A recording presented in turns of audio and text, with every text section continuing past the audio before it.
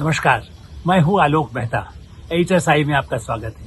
हमारा अनुरोध है कि आप एडिटर्स आई देखें, लाइक करें, सब्सक्राइब करें, मित्रों को, ग्रुप्स को फॉरवर्ड करें और आपकी और उनकी राय हो वो भी उससे हमें अवश्य अवगत कराएं। कमेंट्स बॉक्स में लिख करके भेजें।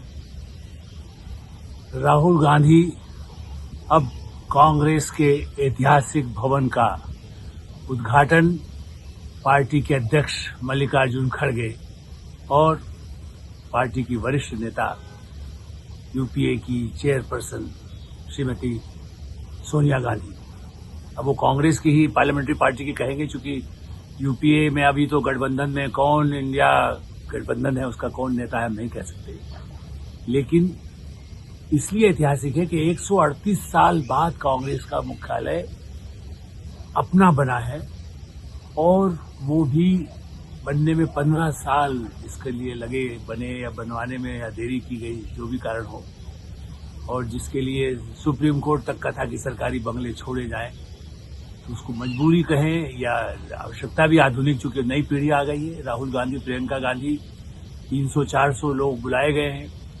तो राहुल गांधी मकर संक्रांति, जिससे सूर्य हम कहते हैं, उसी तरह से जब दिशा बदलता है, मकर संक्रांति, लोहड़ी, उनकी शुभकामनाएं तो हम आपको दे ही रहे हैं। वो भी लोहड़ी पर उन्होंने कहा है कि वो झुग्गी वासियों को, जो इलाका ज्यादा है जिसको प्रभावित करना चाहते हैं कांग्रेस पार्टी, दिल्ली विधानसभा चुनाव के लिए भी राहुल गांधी सभा को संबोधित कर रहे हैं। तो अब उनको लगा कि सूर्य जैसे बदलेगा तो उनका भी सितारा चमकेगा और मुख्यालय भी, क्योंकि बड़ा ही मुहूर्त वगैरह मानते हैं उनके। कम से कम सोनिया जी के बारे में मुझे मालूम है, कई उनके ऐसे वरिष्ठ सहयोगी रहे, सुरेश पचौरी, मोतीलाल वोरा, शंकर दयाल शर्मा, आप कह सकते हैं शंकराचार्य स्वरूपानंद जी, कांग्रेस के जो जब उनसे सलाह ली जाती थी।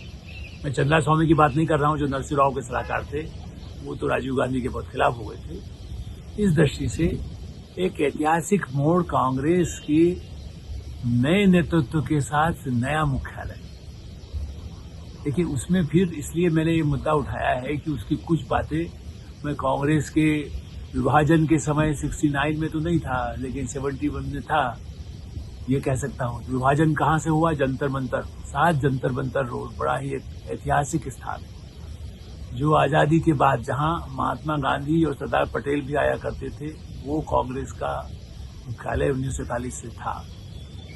69 में जब श्रीमती इंदिरा गांधी ने विभाजन कर दिया और वो अलग हो गई, तो मैंने पार्टी ने भी, कोई क्या थी, पार्टी ने उनको निकाला या उन्होंने पार्टी को एक तरह से तोड़ा और पीवी गिरी को राष्ट्रपति बनाया। और तब डॉक्टर राजेंद्र प्रसाद रोड पर कांग्रेस का मुख्यालय बना था। 5 राजेंद्र प्रसाद रोड आज भी मुझे याद है, क्योंकि मैं 71 से दिल्ली में पत्रकारिता में हूँ और मैं मंडी हाउस में हिंदुस्तान समाचार का ऑफिस था, तो वहां से पैदल चल के राजेंद्र प्रसाद रोड बहुत पीछे से निकली, तो बड़ी सड़कें भी बहुत ज्यादा उतना विस्तार नहीं था, तो भवनों का था। आज के लोग जानना चाहे तो आंध्र प्रदेश भवन के सामने अब तो वहाँ दूसरा बिल्डिंग से एक के बाद एक, पहले इंदिरा गांधी सेंटर था, वो भी बदल गया है, वहां पर दूसरा सब ऑफिसेज, जो कुछ है, नए निर्माण कार्य हो रहे हैं। इस दृष्टि से 5 राजेंद्र प्रसाद रोड पर पहले उसका ऑफिस रहा और तब बड़े बड़े नेता, मुझे याद है, जगजीवन राम, शंकर दयाल शर्मा, देवकांत बरवा, मैंने ये इमरजेंसी के काल तक, जिसको कह सकते हैं कि 77 तक ये मुख्यालय रहा। कहाँ? 5 राजेंद्र प्रसाद, वो सरकारी बंगला ही था। और वो उस समय के पार्टी के अध्यक्ष नरसिंह राव भी बाद में चल करके जब आए थे तो वहां सचिव और शंकर दयाल शर्मा के साथ उनका तालमेल था। तो डॉक्टर शर्मा के साथ जब भी मिलना होता था, कुछ मध्य प्रदेश का मेरा बैकग्राउंड, कुछ उनका, वो शुरू से मुझे जानते भी थे, तो जब वो भी वहाँ बैठे, महासचिव या अध्यक्ष के रूप में भी उन्होंने वहाँ काम किया। तो तब सीआईए के खिलाफ, अमेरिकी हस्तक्षेप, आज जब कहा जाता है कि बाहर सरोस, उस समय वो ही सबसे ज्यादा अभियान चलाते थे कि भारत के खिलाफ षड्यंत्र सीआईए करता है। उनके वक्तव्य बड़े वादास्पद भी होते थे, लेकिन हम छाप के लिखते थे, बोलते थे। बाद में जब वो, मैं खुद साप्ताहिक हिंदुस्तान में चला गया, हिंदुस्तान टाइम्स ग्रुप में, इमरजेंसी पीरियड में भी, तो वो बातें तब भी थी कि बाहर की ताकतें हैं जो उसका विरोध करती है। वो मुख्यालय, फिर मैं कहूँगा 77-78 में ब्रह्मानंद रेड्डी जब अध्यक्ष बने, तत्काल इंदिरा गांधी की उस संकट काल में, मुझे याद है वो मावलंकर हाल या उसकी जगह, उसके बाद उसके पहले तो उन्होंने ही श्रीमती गांधी को पार्टी से निष्कासित कर दिया और ऐसे ही देवराज अरस भी, उनको भी लाया गया था। तो इंदिरा गांधी को भी धोखे खाए, लेकिन उस समय में हम चूंकि मुख्यालय की बात कर रहे हैं तो फिर हुआ कि कहाँ ऑफिस हो, चूंकि पार्टी पूरी तरह हार चुकी थी 77 के लोकसभा चुनाव में। इंदिरा गांधी स्वयं हार गई थी, संजय गांधी हार गए। तब एक वेंकट स्वामी, एक एमपी जो साउथ में फिर भी कांग्रेस की स्थिति खराब नहीं हुई थी, उनका एक निवास था अकबर रोड। वैसे ये भी एक बड़ा ऐतिहासिक था, जहाँ बड़े जो म्यांमार है, बर्मा की उसको कह सकते हैं लड़ाई लड़ने वाली, उनका पहले वहाँ पर भी रहना हुआ।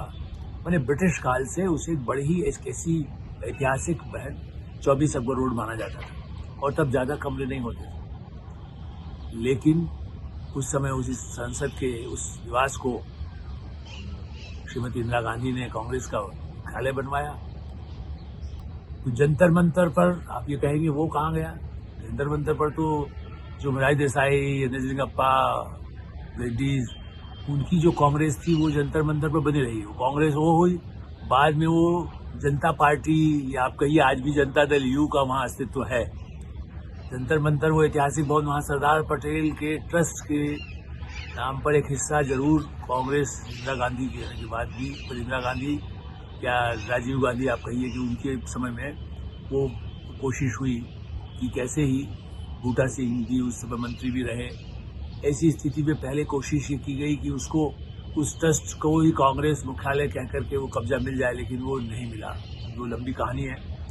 तो जंतर मंतर पर आज भी नेशनल यूनियन ऑफ जर्नलिस्ट, पत्रकारों का एक जो संगठन है, उनका एक कुछ ऑफिस है, कुछ JDU का है और सरदार पटेल ट्रस्ट के। अब जंतर मंतर जो ऐतिहासिक जो कांग्रेस मुख्यालय तो रहा नहीं। अब देखिए कहानी ये है कि उस 24 अकबर रोड के साथ साथ और भी यूथ कांग्रेस की अलग रायसर रोड पर ऑफिस रहा। कहीं और पास में जो 24 अकबर रोड से बगल में जब सत्ता में रही, जब वापस इंदिरा जी आ गई, राजीव जी आ गए, नरसिंह राव आ गए, मनमोहन सिंह तक, तो कई बंगले उसी तरह से पास पास कांग्रेस की आवश्यकता के अनुसार आवंटित होते रहे सरकारी CBW। ये नहीं कि उनको ही हुए, भारतीय जनता पार्टी और कम्युनिस्ट पार्टियां उन सबको भी जमीन मिले। जमीन तो इनको भी मिली। कांग्रेस को अपने ही सत्ता काल में जमीन पहले आवंटित हुई, बिल्कुल उससे ही 1 किलोमीटर दूर, जिसको कह सकते हैं अकबर रोड से, जहाँ प्रेस क्लब होता है रायसीना रोड पर। तो बिल्डिंग बनी। उस जो बिल्डिंग बन गई तो राजीव गांधी, मणिशंकर अय्यर खुद बताते हैं, राजीव गांधी जब गए उन्होंने कहा वहाँ तो बड़ा शीशा बड़ा मॉडर्न बनी थी। राजीव गांधी आ गए थे, उन्होंने कहा भाई यहाँ, वो कांग्रेस अध्यक्ष राजीव गांधी बन चुके थे इंदिरा जी के पास। जब गए तो उन्होंने कहा कि ये शीशे के यहाँ बड़े, तो बिल्कुल मॉडर्न ऑफिस बना है। कांग्रेस के जो पुराने लोग हैं, क्योंकि आपको याद होगा सत्ता के दलालों के खिलाफ उन्होंने 85 में मुंबई के महाधिवेशन, शताब्दी अधिवेशन में, तब वहाँ भी मैं मौजूद था, तब भी कहा था। तो उनको लगा ये बूढ़े लोग जो है पुरानी पीढ़ी के, जो बहुत लेफ्ट ओरिएंटेड है, वामपंथी टाइप सोचता करते हैं, क्या ये वहाँ पर रहे उस ऑफिस में उनको पसंद करेंगे? बात आई गई होगी, इत्तेफाक हुआ कि कभी कोई 24 अकबर रोड चलता रहा। श्रीकांत वर्मा वहाँ प्रमुख था इंदिरा जी के समय से, और राजीव जी के समय तो और प्रमुख था, उनका रोल था। कांग्रेस के एकमात्र वही, इसको कह सकते हो आज तो 200 प्रमुख था कांग्रेस के। कौन आ गए? कांग्रेस की विचारधारा से कोई लेना नहीं है। इंदिरा गांधी और राजीव गांधी के भाषण लिखने वाले, और जिस तरह 24 अकबर रोड वो तो वही रहा, लेकिन यहाँ बाद में उसे राजीव गांधी फाउंडेशन बदल दिया गया राजीव के बाद, ताकि उस जमीन को जो मिली थी कांग्रेस पार्टी के लिए, अब वो उसका कागज में उन्होंने क्या हिसाब बनाया, कैसे किया, वो मनमोहन सिंह और सत्ता काल के जो लोग हैं, बूटा सिंह, सब लोग जो रहे हैं उस भूमिका में, वही बता सकते हैं या वो जानते हैं, फाइलों में दर्ज है। लेकिन मिली थी वो जमीन जो हमें बताया गया था कि जमीन उसकी मिली, पत्रकारों को भी सत्तारूढ़ रूप से मालूम था। इसी तरह से फिर उसका एक और जमीन चाहिए तो रावजी एवेन्यू जो ITO के पास है, यदि आप कोई भारत दिल्ली से बाहर के जो है, अब वो दीनदयाल उपाध्याय मार्ग है, जहाँ भारतीय जनता पार्टी का भी बहुत शानदार ऑफिस पिछले वर्षों पहले बन चुका है। पहले भारतीय जनता पार्टी का ऑफिस अशोका रोड पर था, लेकिन BJP के सत्ता में आने के बाद और उसके पहले उसका जो निर्माण कार्य हुआ था, तो उसका एक बहुत अच्छा, उन्होंने कोई देरी नहीं की। भाजपा के पास जो जमीन थी उन्होंने तो तत्काल अपनी जो भी अच्छी से अच्छी आधुनिक बनाई, और वहाँ किसी ने ऐतराज नहीं किया, चाहे वहाँ संघ की पृष्ठभूमि वाले लोग भी आए हों या नई पीढ़ी के लोग भी आए हैं, तो उन्होंने उसे स्वीकार किया। और लेकिन उसका नाम है दीनदयाल उपाध्याय मार्ग। अब देखिए उसी जगह पर तो पार्टियों को जमीन मिली थी, इसलिए कांग्रेस को जो जमीन मिली, अब उन्हें लगा कि दीनदयाल उपाध्याय तो राष्ट्रीय स्वयंसेवक संघ से और भारतीय जनता पार्टी से और भारतीय जनसंघ के प्रमुख रहे हैं। भारतीय जनता पार्टी के मतलब संस्थापकों में से उनको श्यामा प्रसाद मुखर्जी के बाद उन्हीं का नाम दिया जाता है, तो दीनदयाल उपाध्याय के नाम पर हमारा कैसे ऑफिस रहेगा। तो उन्होंने मेन एंट्री आगे नहीं रख करके पीछे कर दी, जिसका नाम फिरोज शाह कोटला मार्ग है। अब ये भी देखिए कि भाई दीनदयाल उपाध्याय भी राष्ट्र के नेता रहे और दूसरे नाम पर भी होता तो क्या होता, कोई इस दफ्तर से उस दफ्तर जाएंगे। यदि आप जर्मनी में जाएं, अमेरिका में जाएं, तो रिपब्लिकन कहीं कोई है या डेमोक्रेट है या कंजर्वेटिव कहीं है, लेबर कहीं है, और संसद में भी भवन में जब किराए जब कमरे दिए जाते हैं तो सब आमने सामने बैठते हैं, संसद में भी तो आमने सामने बैठते हैं। लेकिन ये कॉम्प्लेक्स या पूर्वाग्रह जिसको आप कह सकते हैं कि नहीं हमें हो, ये अलग बात है कि यूँ फिरोज शाह कोटला अलग ढंग से नाम है। मैं इसलिए याद करता हूँ फिरोज गांधी को, उनका नाम कांग्रेस के लोग क्या राहुल गांधी के भी लेते हुए मैंने नहीं सुना हाल के वर्षों में। दादी का नाम तो आता है इंदिरा जी का, लेकिन दादा का नाम नहीं आता है। राहुल गांधी या प्रियंका गांधी या सोनिया जी से भी नाम उनका नहीं सुनेंगे। अब वो जो भी कारण हो, फिरोज शाह का नाम जो फिरोज शाह कोटला पर बनाया गया है, तो याद तो तभी भी किए जाएंगे कि फिरोज गांधी भी तो थे इस परिवार के, कांग्रेस के, जिन्होंने आवाज भ्रष्टाचार के खिलाफ उठाई। नेहरू बाद में नाराज भी नेहरू इसी बात से थे। मुंद्रा भ्रष्टाचार का कांड तो उन्होंने उठाया था। मुंद्रा कांड हुआ था कांग्रेस का पहला बड़ा भ्रष्टाचार का कांड जिसको आरोप लगे। बाद में उसी वजह से उसके मंत्रियों को हटना भी पड़ा था, बहुत दबाव पड़ा था, नेहरू तक को हटाना पड़ा था। तो वो इतिहास फिरोज गांधी फिरोज शाह के नाम से जो दिया गया है वो में फिरोज तो है ही। दीनदयाल उपाध्याय से बचेंगे तो फिरोज का नाम रखेंगे, तो उनको भी तो याद दिलाएंगे, फिर पूछेंगे कि उनको क्यों नहीं याद किया जाता। वो भी तो सांसद बनकर आए थे, वो उत्तर प्रदेश की राजनीति में भी रहे थे, उनका नाम क्यों नहीं लगाया जाता है। वो तो मीडिया के भी, नेशनल हेराल्ड का भी तो जन्म उन्होंने किया था, इसके केस चल रहे हैं, वो तो आपने कहा बाद में वो पार्टी की वजह से ही उन्होंने इकट्ठा करके किया था काम उसमें। ऐसी दृष्टि से ये एक बड़ा पेचीदा दिलचस्प मुद्दा है। उस मुख्यालय में 15 जनवरी को राहुल गांधी, मल्लिकार्जुन खड़गे, सोनिया गांधी उसका उद्घाटन करेंगी। प्रियंका जी निश्चित रूप से रहेंगी, या रॉबर्ट वड्रा जो अभी भी सांसद बनने के लाइन में हैं, खुद दावा करते रहे पिछले 5 वर्षों 10 वर्षों से कि मैं भी आऊँगा जब प्रियंका आ जाए, तो वो भी लेकिन रहेंगे या नहीं रहे। अभी पार्टी में उस तरह से वो घोषित उम्मीदवार बनना होता है तब उनके बोर्ड लग जाते हैं होल्डिंग। बहरहाल वो खूब है, आधुनिक है उसमें, लेकिन क्या वहाँ असली सवाल ये है। इंदिरा गांधी जनता दरबार लगाती थी, उस सुबह के समय में वो मिलती थी। कई कांग्रेस के अध्यक्ष, कांग्रेस के नेता, मुख्यमंत्री, भारतीय जनता पार्टी, भारतीय जनसंघ के लोग आए, उन्होंने हमेशा एक दरबार रखा।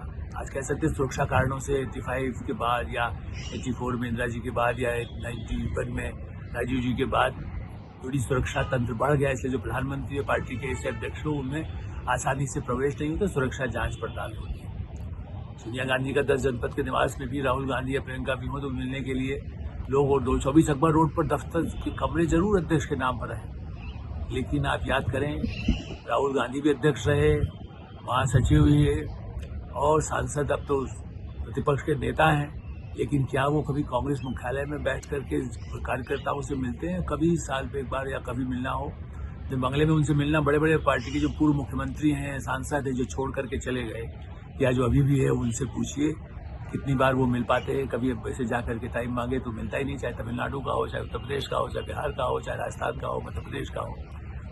कई लोग उनसे न मिलने के परेशान होकर के चले गए। अब खड़गे साहब को जैसे कह सकते हैं एक्सीडेंटल पुराने वो रहे हैं, उनके नाम पर कभी तक जो कुछ बदनामी हो चुनाव हार की तो उनके नाम आए, जीत की आए तो श्री राहुल गांधी जी को मिले, गांधी परिवार को मिले।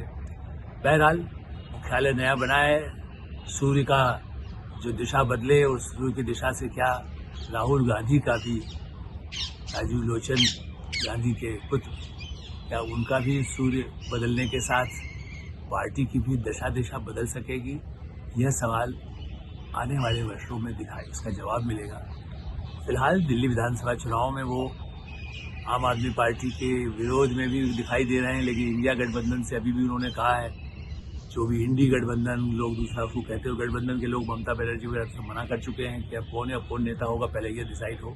बहरहाल यहाँ पर भी लड़ाई उनकी यहाँ है। महाराष्ट्र में भी अपने जो घटक, उनके दूसरे जो साथी रहे हैं गठबंधन के, वो भी विद्रोह अभी से कह दिया है, शिवसेना ने कमल लड़ेंगे। इसलिए राहुल गांधी की परीक्षा और मुख्यालय कितना शुभ साबित होगा इस नए सूर्य के इस दिशा परिवर्तन के साथ कि एक दिलचस्प होगा। हम यही कह सकते हैं कि जो भी मोहलत हो, राजनीति में लोकतंत्र मजबूत हो, पार्टियां दूसरे पूर्वाग्रह से हट करके वैचारिक आधार पर विरोध करें, लेकिन ऐसा न हो जो नफरत ही पैदा करे। उम्मीद करते हैं कि जिससे राजीव गांधी, इंदिरा गांधी जिस जातिवाद के विरुद्ध रही, राहुल गांधी क्या सूर्य की दिशा बदलने के साथ अपनी जातिवादी जो मांग है, जाति जनगणना, जाति आधार पर सब कुछ लुट गया, उसको उस दिशा के साथ बदलेंगे या नहीं, ये भी जनता भी देखेगी और हम भी देखेंगे। एडिटर साहब हम यही विराम देते हैं। आप एडिटर साहब देखते रहें, लाइक करें, सब्सक्राइब करें, मित्रों को, ग्रुप्स को फॉरवर्ड करें और जो आपकी राय हो उससे भी हमें अवश्य अवगत कराएं। धन्यवाद, नमस्कार।